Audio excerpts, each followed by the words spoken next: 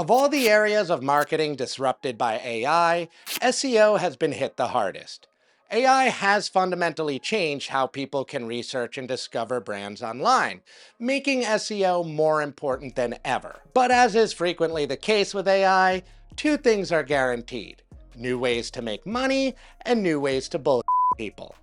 The sweet spot is doing both at once. So naturally, a cottage industry has emerged to cash in on all the AI search hysteria built around two inescapable acronyms, because marketing can never have enough of those. I'm talking about AEO and GEO, answer engine optimization and generative engine optimization.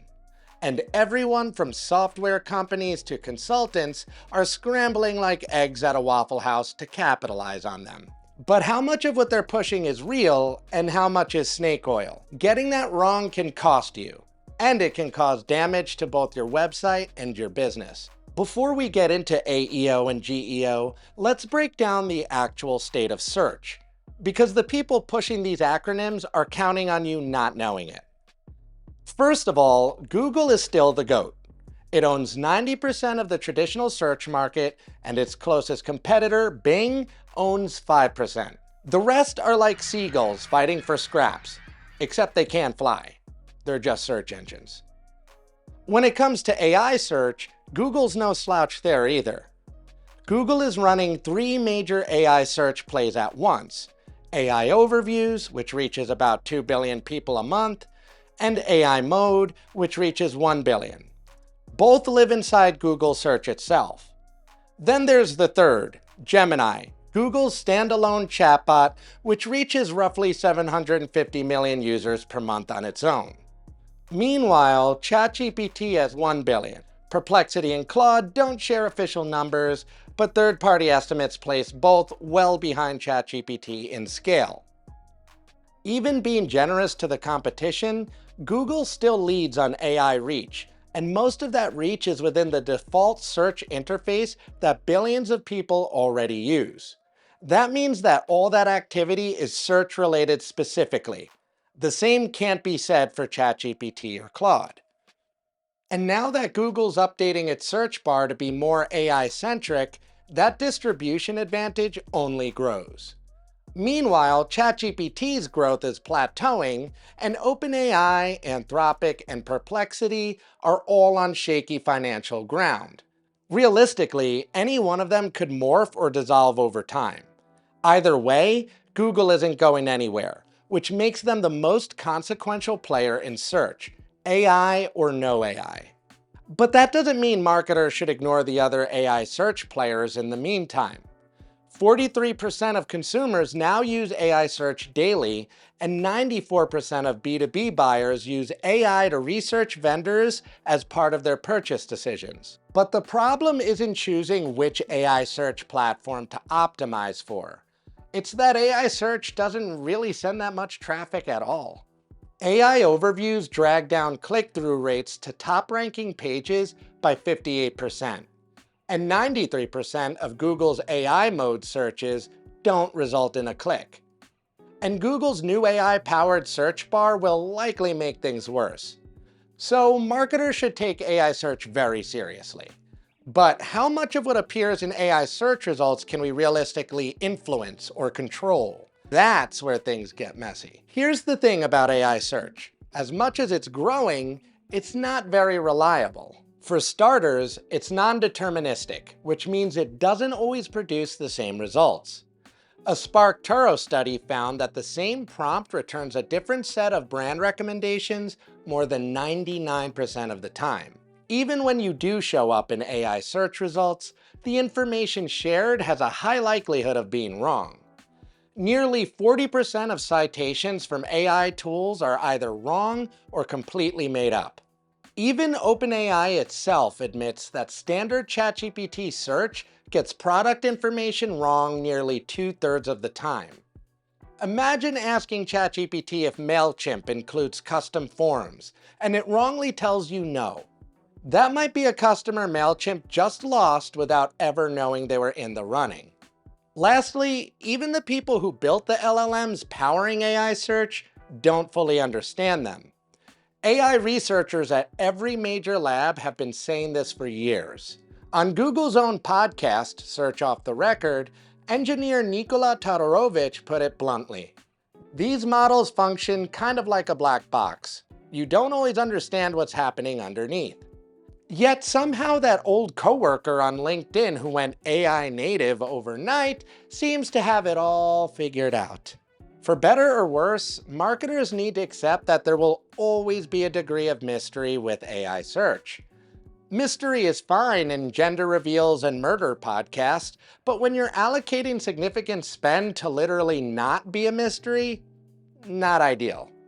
So how do we solve all these issues? Well, we can't, because it's inherent to the technology itself. Yet AEO and GEO are marketed as novel disciplines that will help your brand dominate AI search. And both basically boil down to tactics that sound more like thought leadership buzzwords that are designed to make simple concepts sound sophisticated, like entity stuffing and chunking. Are we optimizing for searches or adult film categories here? Come on. Seriously though, chunking might be a cringier word than agentic, and that's saying something. Here's the irony. The promise of AI search is that it can process natural language and free us from rigid keyword optimization. Yet we keep being told we need to execute all kinds of technical tactics and dilute our writing into chunks to help the AI do its job, when in reality, we should just be giving it better content to get better outputs. So which is it? Either the AI isn't as smart as advertised, or none of these tactics really mattered. The answer is the latter. So many of these new tactics that make up AEO and GEO are actually BSEO. Google says so itself in its documentation. While terms like answer engine optimization and generative engine optimization are common online, many suggested hacks aren't effective or supported by how Google search actually works. For years now, Google has been clear that nothing special is needed to show up in AI search results. Just solid SEO fundamentals: EAT, quality content, technical hygiene, and so on. Now, you might be thinking, okay, but what about ChatGPT and other chatbots? Well, we already established that Google's the most consequential player in AI search thanks to its distribution and scale. And traditional search is still in play, with Google handling 14 billion searches a day. ChatGPT handles 2.5 billion prompts per day, and most of those aren't even searches.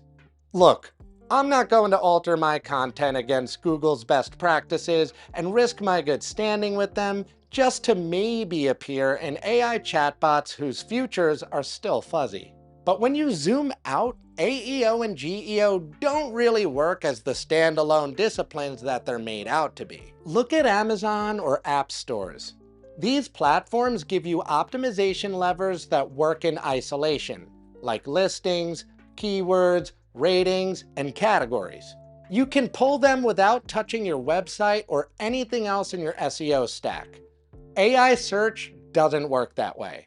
The only levers you can actually pull to influence AI search results are your website and off-page work, like digital PR, backlinks, and third-party reviews. You know, the very foundations of SEO. Mechanically, you cannot optimize for AI search without doing some form of SEO. And the measurement layer is really nebulous. Traditional search gives you keywords, search volume, ranking difficulty, and so on. Real numbers direct from the search engines themselves. AI search doesn't have keywords. It runs on natural language prompts, and there's no official source or data for them anywhere. Some tools try to fill the gap through simulations and reverse engineering Google's query fanouts. It's educated guessing, but it's still guessing, and you're paying for it. So between non-deterministic results, unreliable answers, speculative tactics, and spotty measurement, you would assume that AEO or GEO would be the cure. Instead, they're a symptom of the same mess, and the tools and services built around them make things messier. AEO and GEO tools run anywhere from a few hundred to several $1,000s a month. And what you're mostly paying for is the ability to track prompts. These tools don't have any official data from the AI search platforms. They just repeatedly send prompts to AI chatbots on a schedule and tell you how often you appeared. The more prompts you track, the more you pay. And because prompts are essentially speculative, it's easy to go from tracking a handful to raiding your kid's piggy bank to pay for your prompt maxing addiction. What's worse is that no two tools give you the same data. So you're paying to speculate on the front end and paying for speculation on the back end too. And with AI token subsidies dissolving by the day, these tools are about to get even more expensive. That's a lot to ask for something that's only directionally useful. And the tool makers know this, which is why many are repositioning as all-in-one marketing platforms that won't just track your prompts, but help you create and scale optimized content. Ironically, scaling content with AI violates Google's policies and can hurt your website long-term. Here's the SEMrush data for a competitor of one of my health insurance clients. They went all in on AI-generated content when ChatGPT debuted back in 2022. Their rankings and traffic took off like a rocket. Then Google's spam systems caught up, and it's been downhill ever since. Here are two major brands featured in the ads for one of the most well-funded AEO tools on the market. Leaders at both brands publicly endorse the platform's AI content scaling features. But when you pull up their SEMrush data, it's the same story as the health insurance company. It worked until it didn't. And if you look at the top example, you'll see this brand's AI overview coverage appears to get significantly worse with time, whereas the brand in the bottom example never gained any traction in AI overviews at all. The tools aren't the only ones stirring the pot. Many agencies and consultants, new and old, have begun offering AEO and GEO services. Some go as far as promising to get your site quote-unquote ranking in AI search, even though that's impossible since they're non-deterministic. Some agencies are vibe coding their own proprietary AI search tools and upselling them to clients. Not only are they extracting an extra fee for a tool they built with zero technical expertise, but they're pushing the cost of running it onto the client as well. At best, these tools are clunky. At worst, they're a security disaster. No matter how much you spend on these tools and services, the measurement underneath all of it is nebulous.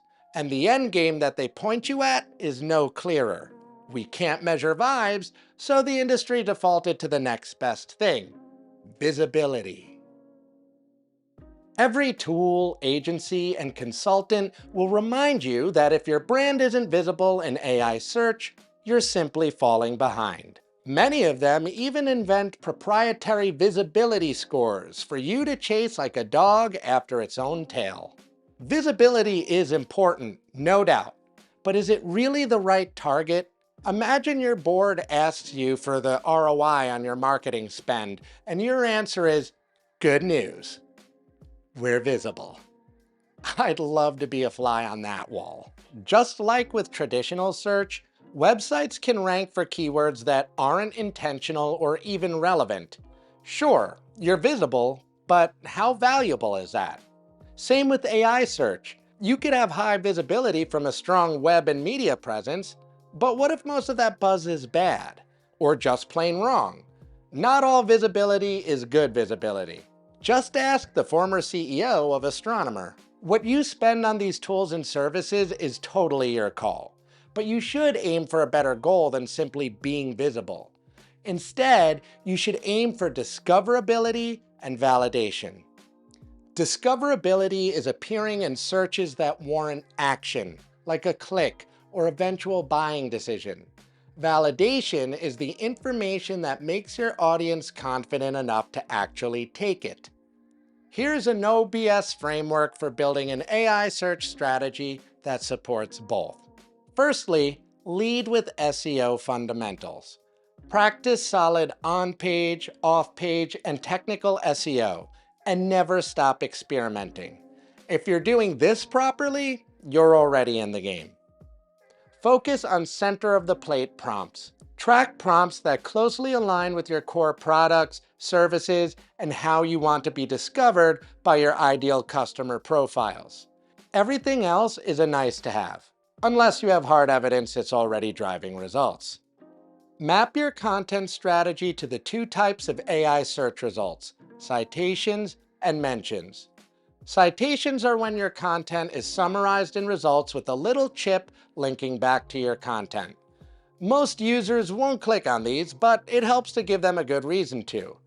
This includes content like proprietary research, case studies, reports, and more. As for mentions, this is when your brand and information about your brand is surfaced in search results directly. The goal with mentions is to help users research and validate your brand. This includes content like product comparisons, pricing, features, testimonials, and off-page ratings and reviews.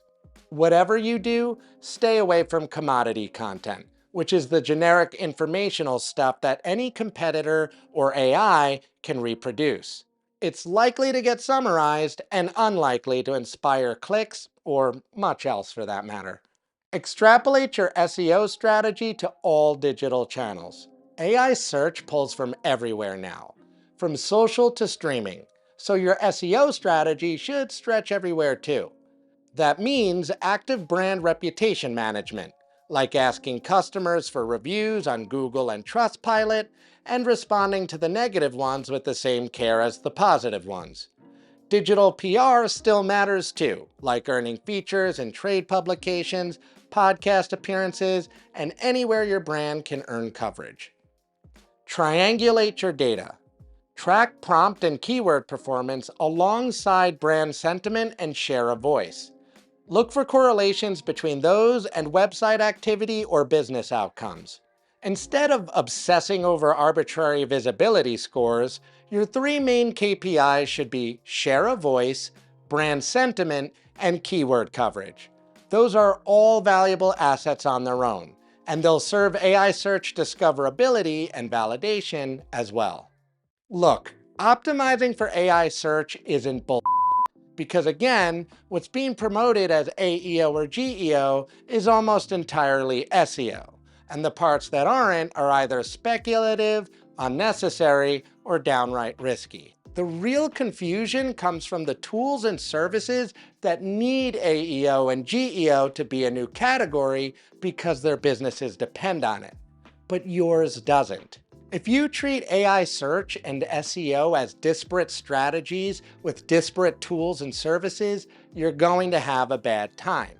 Because you can call it AEO, GEO, or anything else that you want, you're still doing SEO. But now, you're paying twice as much for it.